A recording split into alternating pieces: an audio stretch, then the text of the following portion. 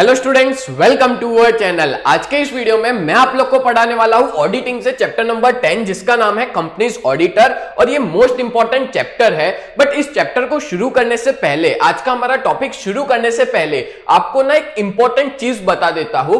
According to companies act 2013 कौन से sections है कंपनीज ऑडिटर के लिए। वैसे तो और भी सेक्शंस थे, बट मैंने टोटल लिमिटेड आपकी टेक्स्ट बुक में दिए उतने ही बताए हैं। तो सबसे पहला जो है वो सेक्शन 139, जिसमें है अपॉइंटमेंट ऑफ एन ऑडिटर। आप लोग याद रख लेना, सीक्वेंस में ही मैंने यहां पे देके रखे हैं। देन आफ्टर है section 140, removal resignation of an auditor giving special notice. फिर नेक्स्ट है section 141, eligibility, qualification and disqualification of an auditor. फिर है section 142, remuneration of an auditor. Then है section 143, power and duties of an auditor and accounting standard. Then है section 144, auditors not render certain services. अब मैं आपको बता दूं कि आज के इस वीडियो में हम लोग कवर करने वाले हैं ये वाला पॉइंट, यानी कि सेक्शन 141 में क्वालिफिकेशन ऑफ एन ऑडिटर में आपको समझाने वाला हूं। तो सबसे पहले हम लोग शुरू करते हैं कि कोई भी ऑडिटर की कौन सी क्वालिफिकेशन होती है, कैसे ऑडिटर बन सकते हैं।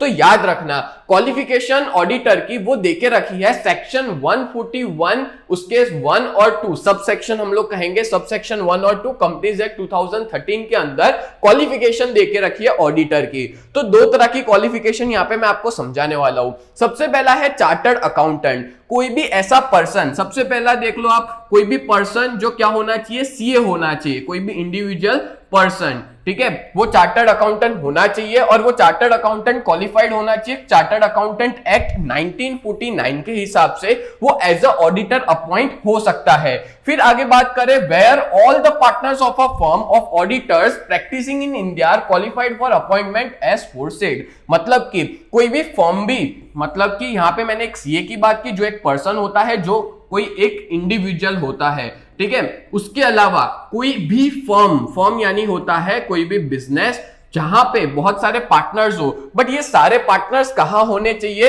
वो प्रेजेंट होने चाहिए इंडिया में, वो एज अ सीए। अब जितने भी पार्टनर्स होंगे फर्म के अंदर, ठीक है, ये सारे के सारे पार्टनर्स कौन होने चाहिए, सीए होने चाहिए और इंडिया के अंदर प्रैक्टिस करते होने चाहिए। वो भी एक ऑडिटर बन सकते हैं, वो भी ऑडिटर की तरह अपॉइंट हो सकते हैं। या तो फिर ऐसा भी हो सकता है, द फर्म में upon to be the auditor of the company by it's firm name. या तो मान लो कोई फर्म के नाम पे से भी ऑडिटर जा सकता है। In case any partners of practising में act in the name of the firm. हाँ, कोई भी पार्टनर इंडिया में प्रैक्टिस कर रहा है तो वो एज अ अपॉइंट हो सकता है ऑडिटर की तरह कोई भी फर्म के अंदर। कोई भी पार्टनर इंडिया में प्रैक्टिस कर रहा है तो फर्म है उसकी, तो वो एज अ अपॉइंट हो सकता है ऑडिटर की तरह। क्लियर हो गया? तो बहुत इजी है कि कोई भी पर्सन सीए होना चाहिए, या तो कोई पार्टनरशिप फर्म है वहां पे पार्टनर इंडिया के अंदर प्रैक्टिस कर रहा है, वो एज अ सीए होना चाहिए और वो ऑडिटर की तरह अपॉइंट हो सकता है। देन आफ्टर दूसरा है LLPs as an auditor. LLP मतलब होता है लिमिटेड लायबिलिटी पार्टनरशिप। अब लिमिटेड लायबिलिटी पार्टनरशिप मतलब क्या होता है, तो यहां पे कोई भी पार्टनर